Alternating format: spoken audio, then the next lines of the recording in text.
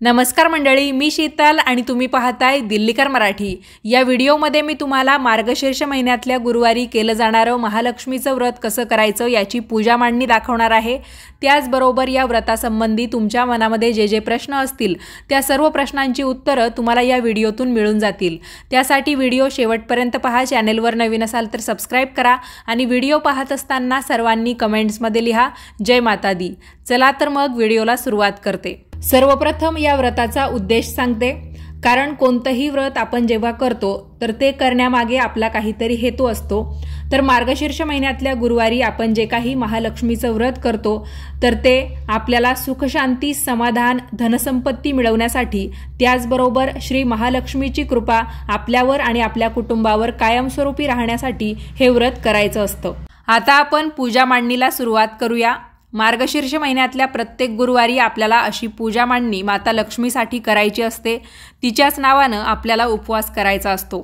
बऱ्याच वेळा मासिक पाळी, सूतक किंवा इतर काही अडीअडचणी की ज्यामध्ये देवपूजा व्रतवैकल्य करणं चालत नाही, त्यामुळे आपण पूजा मांडू शकत नाही, अशी काही कारणं तुमच्या बाबतीत घडली तर कदाचित मार्गशीर्ष महिना संपल्यानंतर सुद्धा तुमचे 1-2 गुरुवार जास्तीचे होऊ शकतात। तर जोपर्यंत तुमचं व्रत संपत नाही, या वर्षीचे तुमचे 5 गुरुवार जोपर्यंत होत नाही तोपर्यंत तुम्हाला दर गुरुवारी अशीच पूजा मांडणी करायची आहे। दर शुक्रवारी ती उचलायची आहे। तर मार्गशीर्ष महिन्यातलं हे व्रत करताना दर गुरुवारी तुमचा पूजा मांडणीचा हाच क्रम राहणार आहे। गुरुवारचा असा नियम आहे की गुरुवारी आपल्याला साफसफाईची कामं किंवा घरात जर जाळे जळमट यापैकी काही आलं असेल तर ती कामं करायची नसतात। घरातली फरशीसुद्धा पुसायची नसते। तर बऱ्याच जणींच्या मनामध्ये प्रश्न येतो की पूजा मांडणी आपल्याला करायची आहे, आपल्या घरामध्ये देवकार्य होतं, तर मग फरशी न पुसणं कसं काय? तर गुरुवारी आपण हळदीचे बरेचसे उपाय करत असतो। तुम्ही संपूर्ण घरातली फरशी पुसू नका। आदल्या दिवशी बुधवारी तुम्ही वाटल्यास तर सूर्यास्त होण्याच्या अगोदर पुन्हा एकदा फरशी पुसा आणि गुरुवारी फक्त जिथे पूजा मांडायची आहे तिथे तुम्हाला पाण्यामध्ये किंचितशी हळद मिक्स करून ती जागा स्वच्छ पुसून घ्यायची आहे। तुमचं सारवण्याचं घरसुद्धा असेल तर ते तुम्ही बुधवारी सारवून घेऊ शकता आणि गुरुवारी फक्त तिथे जागा स्वच्छ करून म्हणजे झाडून वगैरे पूजा मांडू शकता। तर हा सर्वात पहिला आणि महत्त्वाचा नियम आहे, तो तुम्ही पाळा आणि त्यानंतर पूजा मांडणीला सुरुवात करा। मार्गशीर्ष गुरुवारच्या या पूजा मांडणीमध्ये आपल्याला एखादा पाट किंवा चौरंग लागतो आणि त्यावर देवांना आसन म्हणून एखादा स्वच्छ कपडा आपल्याला अंथरून घ्यायचा असतो। यामध्ये कपडा नवाच पाहिजे असा कोणताही आग्रह नाही, मात्र कपडा स्वच्छ असावा एवढीच काळजी आपल्याला घ्यायची आहे। बऱ्याच वेळा कसं आपण वेगवेगळी व्रतवैकल्य करतो किंवा पूजा मांडणी करतो तर त्यामध्ये लालच रंगाचा कपडा पाहिजे, पिवळ्याच रंगाचा कपडा पाहिजे असा नियम सांगितलेला असतो। मात्र मार्गशीर्ष गुरुवारच्या या पूजा मांडणीमध्ये असा कोणताही नियम नाही। काळ्या रंगाचं कापड सोडून इतर कोणत्याही रंगाचं कापड तुम्ही या पाटावर किंवा चौरंगावर देवी देवतांना आसन म्हणून अंथरलं तरीसुद्धा चालतं। बऱ्याच वेळा आपण पाहुण्यांकडे वगैरे जातो, आपल्याला म्हणजे स्त्रियांना ब्लाऊज पीस दिले जातात किंवा ओटी भरणामध्ये आपल्याला ब्लाऊज पीस येतात, कधीकधी साड्यांमधले आपण ब्लाऊज पीस शिवत नाही। तर अशा वेळा मार्गशीर्ष गुरुवारच्या या पूजा मांडणीमध्ये तुम्ही त्या ब्लाऊज पीसाचा वापर केला तरीसुद्धा चालतं। तर देवांचं आसन अशा पद्धतीने करून झालं की त्यानंतर आपल्याला दिवा लावायचा असतो। तर कोणतीही पूजा मांडणी आपण जेव्हा करतो तर सुरुवातीला दिवा लावावा हा नियम आहे। तर दिवा तुम्ही तेलाचा लावा, तुपाचा लावा, हरकत नाही। मार्गशीर्ष गुरुवार थंडीच्या दिवसात येतात, तर थंडीमुळे बऱ्याच वेळा तूप घट्ट व्हायला लागतं आणि दिवा वारंवार विझण्याची शक्यता असते। त्यामुळे तुम्ही तेलाचा दिवा लावला तर नक्कीच चांगलं राहील। हवं तर आरतीसाठी म्हणून तात्पुरता तुम्ही फुलवात तुपामध्ये बुडवून तो तुपाचा दिवा लावला तरीसुद्धा चालतं। मात्र दिवा जर जास्त वेळ तुम्हाला ठेवायचा असेल तर तुम्ही दुहेरी वात करा, त्यामध्ये तेल टाका आणि तो दिवा प्रज्वलित करून घ्या। तर दिव्यालासुद्धा हळदी कुंकू लावून फूल वाहून नमस्कार करायचा असतो आणि त्यानंतर आपल्याला कलश स्थापना करायची असते। दर गुरुवारी आपल्याला कलश स्थापना करायची असते। नारळ तोच वापरायचा, फक्त दरवेळा आपल्याला तांब्या स्वच्छ घासून धुवून घ्यायचा आहे आणि त्यामध्ये नवीन पानं लावून पाणी भरून हा कलश आपल्याला स्थापन करायचा असतो। बऱ्याच जणी विचारतील की आमच्या देवघरामध्ये ऑलरेडी कलश स्थापन केलेला आहे, तो घेतला तर चालेल का? तुमची कुलदेवी जर महालक्ष्मी माताच असेल तर तुम्ही तोच कलश घेतलात तरी सुद्धा चालेल. मात्र तुमची कुलदेवी वेगळी असेल तर मात्र तुम्हाला तो कलश घेऊन चालणार नाही, कारण आपला देवघरातला जो कलश असतो तो कुलदेवीच्या नावाचा असतो आणि हा आपण माता लक्ष्मीच्या नावाने कलश स्थापन केलेला असतो. तर कलशामध्ये पाणी घ्यायचं, 1 रुपयाचं नाणं, सुपारी, गंध, फूल, अक्षदा टाकायचं. म्हणजेच काय, हळदी कुंकू आणि अक्षदा आपल्याला टाकून 1 रुपयाचं नाणं, सुपारी ठेवायची आहे, फूलसुद्धा टाकायचं आहे आणि 5 प्रकारची 5 पानं किंवा आंब्याची 5 पानं म्हणा, विड्याची 5 पानं म्हणा या कलशामध्ये लावायची असतात. त्याचबरोबर आपल्याला नारळ जो आहे तो शेंडीवरती येईल अशा पद्धतीने ठेवायचा असतो. जर तुम्हाला आंब्याचा डायरेक्ट डगळा मिळाला तर त्याची पानं वगैरे मोजत बसू नका. तो डगळा तुम्ही डायरेक्ट अशा पद्धतीने, जसा मी ठेवलेला आहे तशा पद्धतीने पाण्यामध्ये ठेवला, म्हणजे कलशामध्ये ठेवला, नंतर नारळ ठेवून दिला त्यामध्ये, तरी सुद्धा चालतं. तर अशी असते ही कलश स्थापना. कलशाला नंतर तुम्ही लाल किंवा पिवळ्या रंगाचा धागा सुद्धा बांधून घेऊ शकता.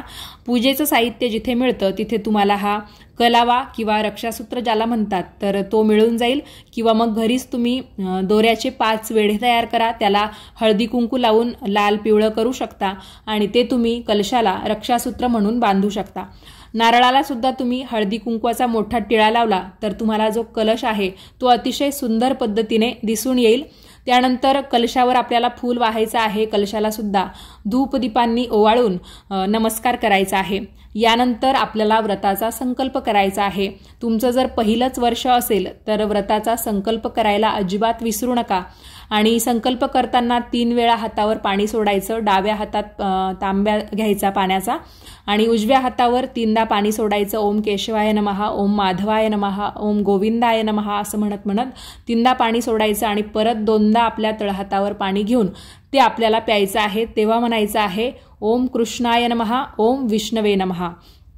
तर हा झाला संकल्प. तर संकल्पामध्ये काय सांगायचं असतं, आपण हे व्रत कशासाठी करतोय, किंवा बरेच जण 5 वर्ष हे व्रत करतात, कुणी कुणी कायमस्वरूपी करतं. तर तुम्हाला किती वर्ष हे व्रत करायचं आहे की कायमस्वरूपी करायचं आहे ते तुम्ही हे संकल्प करत असताना सांगायचं आहे. आता जे हे व्रत बऱ्याच दिवसाचं करत आहेत त्यांनी सुद्धा प्रत्येक वर्षी पूजा करताना संकल्प केला तरी सुद्धा चालतो. तर तो फक्त पहिल्या गुरुवारी करायचा आणि ज्यांचं पहिलं वर्ष आहे त्यांनी तर करायचाच असतो. तर पहिलं वर्ष असो किंवा कितवंही वर्ष, पहिल्या गुरुवारी तुम्हाला संकल्प करायचा आहे, कारण संकल्प करून नंतरच आपल्याला त्याची सिद्धी करायची असते. म्हणजेच काय, ते व्रत आपल्याला पुढे न्यायचं असतं. संकल्प करून झाल्यानंतर काय करायचं, सर्वात प्रथम श्री गणेशांना स्नान घालायचं, त्यानंतर माता लक्ष्मीला स्नान घालायचं. तुम्ही स्नान घालताना दुधाचा वापर करू शकता, पंचामृताचा वापर करू शकता. तुमच्याकडे शंख असेल तर शंखामध्ये पाणी किंवा हळदी कुंकवाचं पाणी भरून सुद्धा तुम्ही देवी लक्ष्मीला आणि गणपती बाप्पांना स्नान घालू शकता. गणपती बाप्पांना सुद्धा कुंकू लावायचं किंवा हळदी कुंकू लावलं तरी सुद्धा चालतं, चंदन सुद्धा तुम्ही लावू शकता. माता लक्ष्मीला सुद्धा तुम्ही अशा पद्धतीने कुंकवाचा आणि हळदीचा मळवट भरू शकता. तुम्हाला नसेल मळवट भरायचा तर साध्या सुद्धा पद्धतीने हळदी कुंकवाचा टिळा लावला तरी सुद्धा चालतं. तर ज्यांच्याकडे शंख असेल त्यांनी शंख सुद्धा पूजेमध्ये ठेवला तरी सुद्धा चालतं. मी तुम्हाला एकदम साध्या सोप्या पद्धतीने पूजा दाखवत आहे. तर म्हणजे एकदम साध्यातल्या साध्या व्यक्तीला हे व्रत अगदी सहज करता येईल अशा पद्धतीने दाखवत आहे. मात्र तुमच्याकडे लक्ष्मीकारक म्हणून ज्या ज्या वस्तू असतील त्या सुद्धा तुम्ही या पूजेमध्ये ठेवल्या तरी सुद्धा चालतं. जसं की कमळगट्ट्याची माळ असेल, श्रीयंत्र असेल, त्याचबरोबर कवड्या असतील, कासव वगैरे असेल, किंवा माता लक्ष्मीच्या पूजेमध्ये जे जे काही साहित्य आपण वापरत असतो किंवा ज्या गोष्टींना महत्त्व आहे ते तुम्ही या पूजेमध्ये ठेवलं तरी सुद्धा चालतं. आता हे जे व्रत आहे ते स्त्री, पुरुष, विधवा महिला, कुमारिका महिला अशा सगळ्या जणी करू शकतात. त्यामुळे आता शाळकरी किंवा कॉलेजात जाणाऱ्या मुली करणार असतील तर हॉस्टेलवर वगैरे किंवा आपल्या घरापासून लांब राहत असतील तर देवीची मूर्ती आपल्याकडे असेल, फोटो असेल असं होणार नाही. म्हणजे बऱ्याच वेळा अशा गोष्टी असतात की नसतं आपल्याकडे पूजेचं साहित्य. तर तुमच्याकडे जी काही या महालक्ष्मी व्रताची पोथी आहे तीच तुम्ही पूजेमध्ये ठेवली तरी सुद्धा चालतं, जेणेकरून तुम्हाला पूजा करण्यासाठी एक पोथी वापरता येईल आणि दुसरी पोथी तुम्हाला ती महालक्ष्मी व्रताची जी काही कथा वाचायची असेल, आरती वगैरे म्हणायची असेल किंवा तुम्हाला व्रताबद्दल अजून माहिती हवी असेल तर त्यासाठी म्हणून वापरता येईल.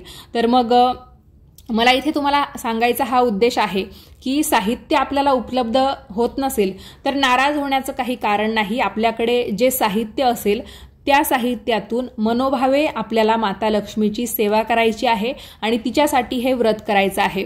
तर गणपती बाप्पांना सर्वात प्रथम ओवाळून घ्यायचं धूपदीपांनी, त्याचबरोबर परत एकदा तुम्ही त्यांना गंध लावू शकता। समोर आपल्याला विड्याची 2 पानं घेऊन त्यावर विड्याचं साहित्य ठेवायचं आहे, खोबरं, हळकुंड, बदाम, सुपारी, खारीक।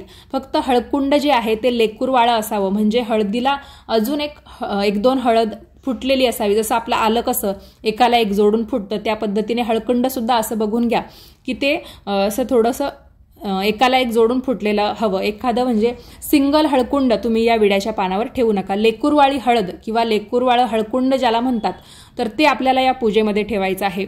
माता लक्ष्मीला दुधाचा प्रसाद किंवा खिरीचा प्रसाद अतिशय प्रिय असतो, म्हणजे आपण नंतर खातो तो प्रसाद जोपर्यंत आपण देवासमोर ठेवतो तर तो नैवेद्य।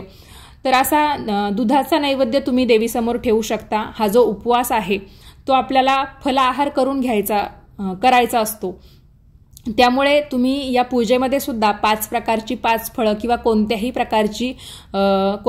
एका प्रकारचं फळ 5 या संख्येमध्ये ठेवलं तरी सुद्धा चालतं। फक्त केळी 5 ठेवली तरी सुद्धा चालेल, पेरू 5 ठेवले किंवा 1 जरी ठेवला तरी सुद्धा चालतं, काही हरकत नाही। आणि यानंतर आपल्याला पाणी सुद्धा आठवणीने ठेवायचं आहे। गणपती बाप्पांना नैवेद्य म्हणून गुळ खोबरं आठवणीने ठेवा आणि तुम्ही शक्यतो फळं निवडताना अशा पद्धतीची निवडा की त्यांना देठ असावा, पान असावं। तर अशी जी फळं असतात ती पूजेमध्ये अतिशय महत्त्वाची मानली जातात आणि पूर्ण नैवेद्य मानला जातो। तर देठासह आणि पानासह असलेलं फळ तुम्ही पूजेसाठी नैवेद्य म्हणून निवडायचं आहे। आता सर्वात शेवटी इथे मी रांगोळी काढलेली आहे। बऱ्याच वेळा आपलं काय होतं, पूजा मांडणी करतानाच रांगोळी पुसून जाते, त्यामुळे मी रांगोळी जी आहे ती शेवटी काढलेली आहे। तर इथे तुम्ही बघू शकता एकदम साध्या सोप्या पद्धतीने ही पूजा मांडणी आपण केलेली आहे। गुरुवारच्या दिवशी एकदम सकाळीच ही पूजा मांडली पाहिजे असं काही नाही। तुम्हाला जेव्हा वाटेल की ही एकदम शांत वेळ आहे, भलेही दुपार झाली तरी सुद्धा चालेल, पण असं करू नका की तुम्ही सकाळी पूजा मांडताय आणि तुमच्या डोक्यामध्ये हे चाललं आहे की मी भाजी गॅसवर ठेवलेली आहे किंवा मला माझ्या मुलाला डबा द्यायचा आहे किंवा माझ्या मिस्टरांना ऑफिसला जायचं आहे किंवा पुरुष असतील तर मला हे काम करायचं आहे। तर असं तुमच्या डोक्यात असेल तर तुमचं पूजेमध्ये अजिबात लक्ष लागणार नाही। त्यामुळे शांत मनाने जेव्हा तुम्हाला ही पूजा करता येईल त्यावेळेस तुम्ही ही पूजा मांडणी करायची आहे, काहीच हरकत नाही। आता बऱ्याच जणींचा हा प्रश्न येतो की कथा जी आहे महालक्ष्मी व्रताची, जिला आपण गुरुवारची कहाणी म्हणतो, तर ती कधी वाचायची? तुम्ही ती सकाळच्या पूजा करताना सुद्धा वाचू शकता किंवा त्यावेळेस तुम्हाला शक्य नसेल तर तुम्ही रात्री जेव्हा पूजा करता नैवेद्य दाखवण्याच्या अगोदर किंवा नैवेद्य दाखवल्यानंतर तुम्ही ही कथा वाचू शकता आणि त्यानंतर तुम्ही आरती वगैरे करून तुमचा उपवास सोडू शकता। तर तुम्हाला हे सुद्धा कळलं असेल की गुरुवारचा हा जो उपवास आहे तो आपल्याला दिवसभर करायचा असतो। यामध्ये खिचडी वगैरे काही खात नाही, फलाहार करून किंवा दुधाचे पदार्थ खाऊन पिऊन तुम्ही हा उपवास करू शकता। तर जसं आपण बाकीच्या उपवासामध्ये कसं भगर खा, साबुदाण्याचे पदार्थ खा, चिप्स वगैरे खा, तर हे यामध्ये चालणार नाही। फळं खायची आहे, दूध वगैरे पिऊ शकता, लस्सी पिऊ शकता आणि तुम्ही हा उपवास करू शकता। आणि गुरुवारच्या दिवशी संध्याकाळी पूजा केली, देवीला गोडाधोडाचा नैवेद्य दाखवला की त्यानंतर तुम्ही हा उपवास सोडू शकता।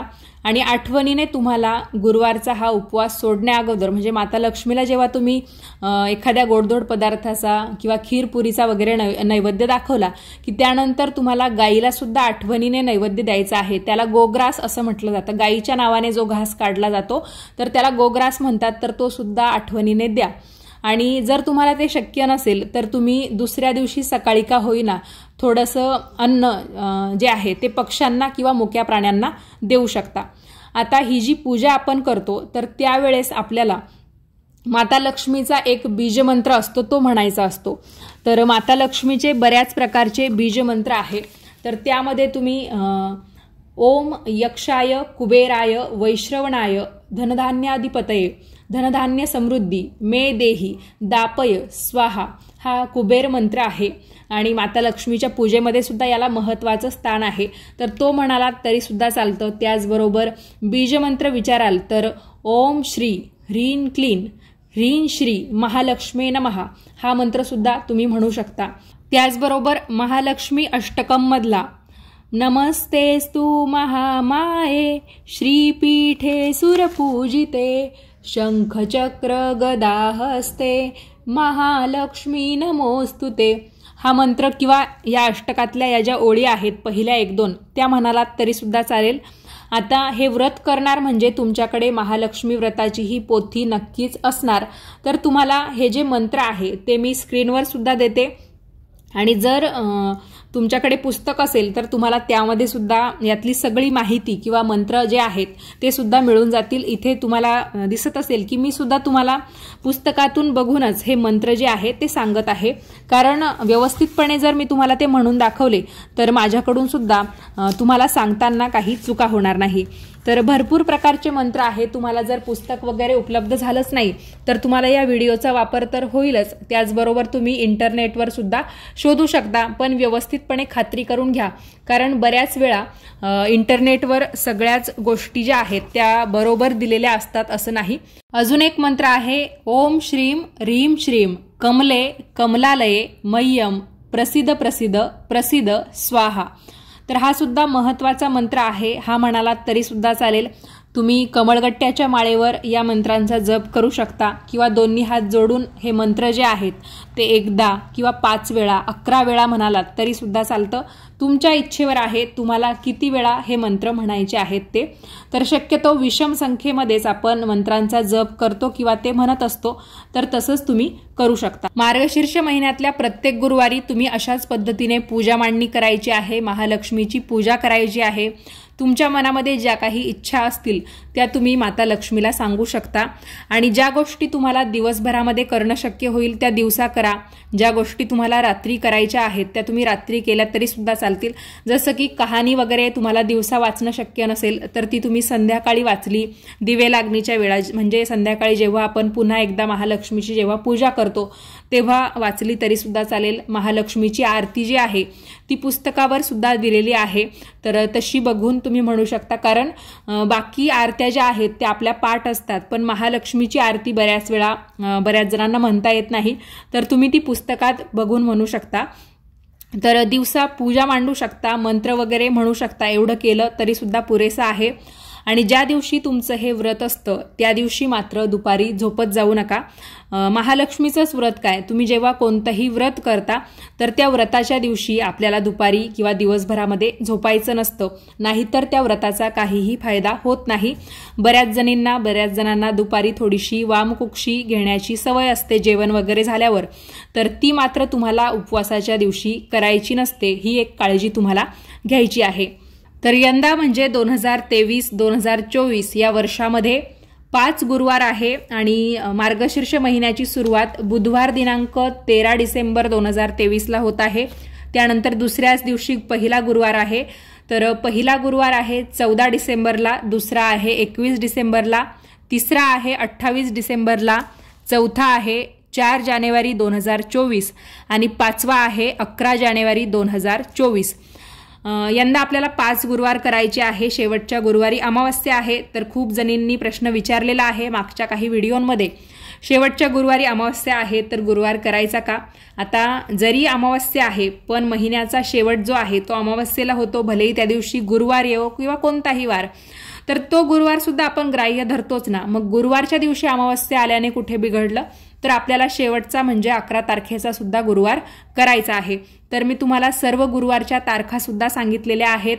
तसं बघायला गेलं तर ज्यांना मार्गशीर्ष महिन्यामध्ये हे गुरुवार करता येत नाही त्यांनी कोणत्याही महिन्याच्या शुक्ल पक्षामध्ये या गुरुवारची सुरुवात केली आणि त्या महिन्यामध्ये किती गुरुवार येतील तेवढे गुरुवार केले तरी सुद्धा चालतं।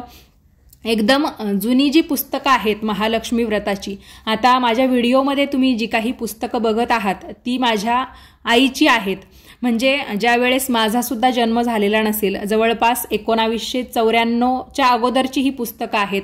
तर तेव्हा साधारणतः ₹1.5 या पुस्तकाची किंमत होती आणि या पुस्तकामध्ये असं दिलेलं आहे की आपल्याला जर मार्गशीर्ष महिना सोडून इतर कोणत्याही महिन्यामध्ये हे व्रत करण्याची इच्छा झाली आणि आपण ते करत असू तर त्यावेळेस मात्र आपल्याला गुरुवार जे आहेत, तर समजा एखाद्या महिन्यात 4च गुरुवार असतील तर ते 4 न करता 8 गुरुवार करायचे असतात. मग कदाचित आपल्याला हे व्रत करताना संपूर्ण 2 महिने सुद्धा लागू शकता. जर आपले मध्ये म्हणजे मासिक पाळीतले वगैरे दिवस वगळले तर, आणि जर तेही आपण पकडले तर कदाचित 2 महिन्यापेक्षा जास्त दिवसाचं आपलं हे व्रत होऊ शकतं. आणि तुम्हाला सुद्धा हे व्रत मार्गशीर्ष महिन्याव्यतिरिक्त इतर कोणत्याही महिन्यात सुरू करायचं असेल तर तुम्हाला 8 गुरुवार करण्याची इच्छा असेल तर तुम्ही 8ही करू शकता. त्या महिन्यामध्ये 4 किंवा 5 गुरुवार येत असतील तर तसंही करू शकता.